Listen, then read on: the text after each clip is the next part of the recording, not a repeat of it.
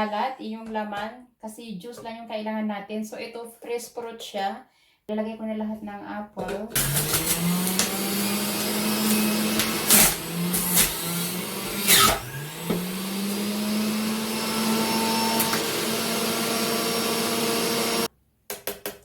Very ito sobra siyang very healthy kasi nga wala siyang sugar.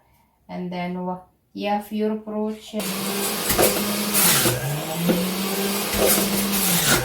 Natin sa ating carrots, apple, and then orange.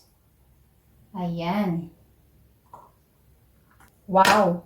Exact, guys. So, may mga apple din ako, guys. So, marami tayong stock na pineapple, and then orange, extra. Ayan, meron pa tayong mga apple green.